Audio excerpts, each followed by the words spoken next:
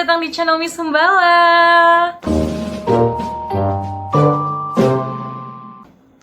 Oke, apa kabar kalian semua? Masih kuat lockdownnya? Masih dong, karena di sini ada aku, Miss Humbala, Kakak Ayu, yang akan membagikan alias nge-share materi-materi yang pasti kalian butuhkan dengan cara yang asik dan gak pakai. Oh no.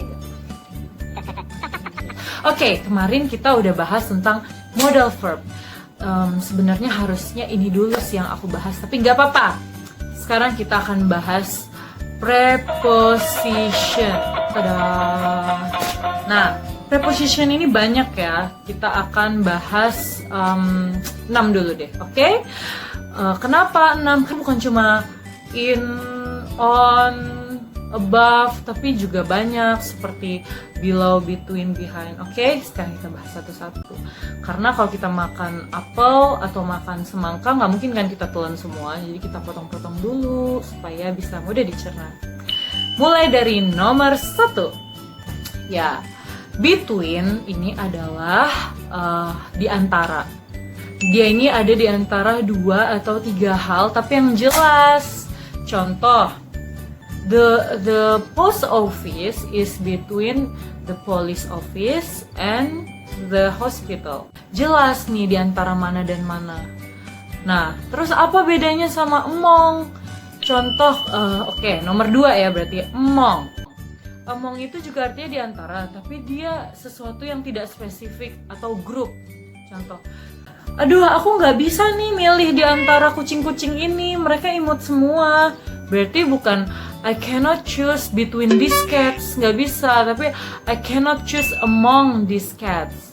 Karena dia melambangkan grup gitu. Jadi bukan 2 atau 3 hal yang spesifik. Oke? Kita ulang lagi ya. Kalau dia between, dia di antara 2 atau 3 hal yang spesifik. Contoh, I cannot choose between red, gray, or silver dress. Nah, itu jelas.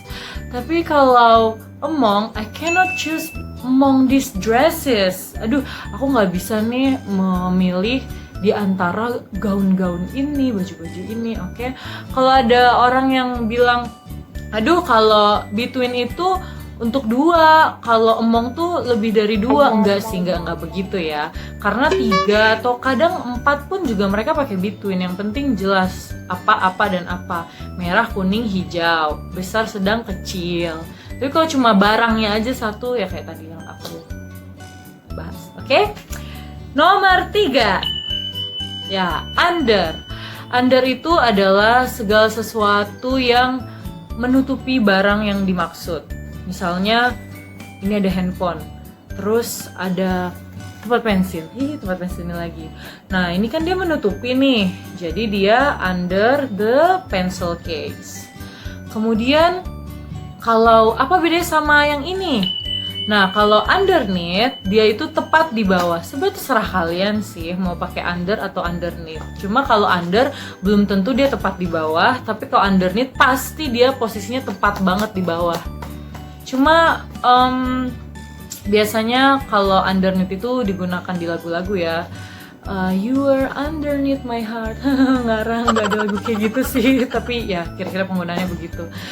Nah, lalu untuk kata yang ini. Nah, ini artinya sama juga nih, sama under dan underneath. Cuma dia berfungsi biasanya digunakan di novel, karya-karya sastra. Jadi, contoh, kami berdansa di bawah cahaya bulan.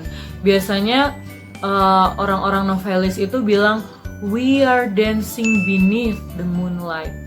Kalau under the moonlight ya sama aja sih. Biasanya orang under atau underneath, tapi biasa kalau di karya-karya sastra pasti mereka pakai gitu yang tadi beneath. Kemudian contoh lainnya, I fell in love with the prince when I see him beneath the tree. Ya oke sih, itu fairy tale banget sih. Udah kalau sehari-hari mending gak usah pakai itu deh. Oke, selanjutnya. Nah, above adalah sesuatu yang ada di atas barang yang lain. Contoh, nih, HP lagi deh. HP ini ada di atas ini. Nah, karena dia tidak menempel, dia pakai above. Kalau dia menempel, dia pakai on. Nah, kalau itu nggak akan aku bahas sih, aku mau bahasnya yang above aja. Kalau begini nih yang dibilang the phone is above, the phone is on the pencil case. Tapi kalau begini karena dia melayang, biasanya AC atau nggak burung. The phone is above the pencil case, atau umpamanya ini AC nih, ini lemari. Nah, the air conditioner is above the cupboard. Atau kalau orang Amerika biasa bilang lemari itu closet, bukan closet yang kamar mandi ya. Nah, terus kalau burung gimana? Ayo, burung berarti, aduh tanganku ngapain gini-gini ya guys. Kalau burung berarti dia kan di atas pohon, berarti dia on the tree atau above the tree nih. Jawab dalam 3, 2, 1. 3, 2, 1. Ya betul, above ya, karena dia nggak nempel. Oke, gampang banget kan bahasa Inggris itu. Nah, sekarang coba kalian yang mau aja sih bikin contoh kalimat dengan above di kolom komentar. Nanti kalimat yang paling bagus aku like-likein. Tenang, kalau giveaway aku bakal bikin minggu depan lagi, tapi giveaway-nya langsung yang gede gitu, yang bikin kalian penasaran. Handphone mungkin? Aminin aja dulu. Nah, kemudian next tuh sama beside sebenarnya sama aja, terserah kalian penggunaannya apa. Oke, tapi aku akan tetap kasih contoh kalimatnya. Yang pertama next tuh. Ya, pencil case lagi. Oh, ada pulpen. Nah, kalau ini aku bisa bilang nih, the pen is next to the pencil case, atau the pencil case is next to the pen. Bisa juga the pen is beside the pencil case, or the pencil case is beside the pen. Sama aja, terserah kalian mau yang mana. Mudah banget bukan? Mudah banget kan? Oke, terakhir nih, ini paket lengkap. Karena tadi aku bilang aku nggak mau jelasin tentang on, tapi nggak apa-apa deh, di akhir aku jelasin. Karena sekalian. Jadi on, in, sama at. Apa sih bedanya? Oke, semakin spesifik dia, kita bikin kayak piramid gini. Yang paling bawah itu in, yang tengah-tengah on, yang paling atas at. Semakin ke atas dia semakin spesifik. Jadi misalnya kita pakai di alamat nih. I live in Bandung. Gitu. Kenapa saya bilang I live in Bandung? Karena Bandung itu kan luas. Tapi kalau saya bilang saya tinggal di Bandung, di Jalan Merpati. Nah, baru kita pakai on. Kenapa? Karena dia lebih spesifik daripada Bandung. Bandungnya di Jalan Merpati. Jadi I live on Jalan Merpati, Bandung.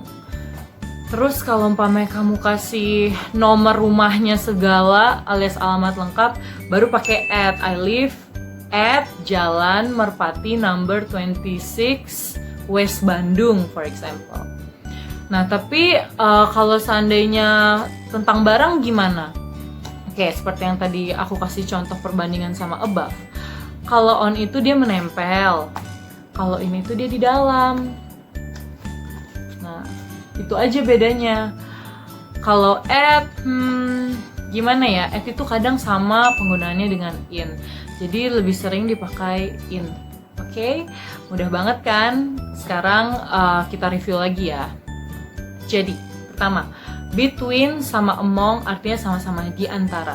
Tapi kalau between itu spesifik di antara apa-apa dan apa, sedangkan among adalah di antara suatu grup.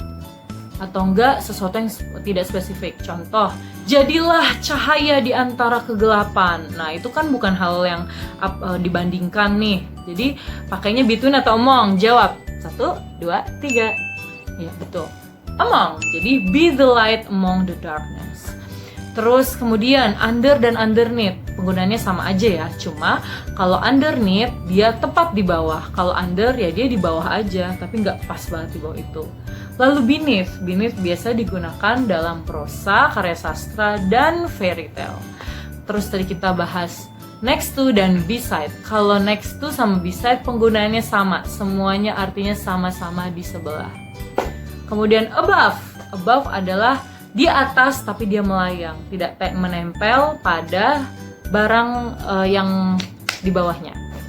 Kalau on itu dia di atas tapi dia nempel sama barangnya. Kemudian pada alamat, in, on, at. Kalau in dia biasanya nama kota aja atau nama tempat aja. Kalau on berarti biasanya dia sama nama lantainya atau enggak nama jalannya. Terus kalau at berarti dia sama saja dengan alamat super lengkapnya. Oke? Mudah banget kan? Kalau aku ngomong kecepatan, perlambat aja. Caranya ada tuh di pengaturan. Bikin kecepatan mundur-mundur 0,005 biar berasa dangdut. Oke? Dah.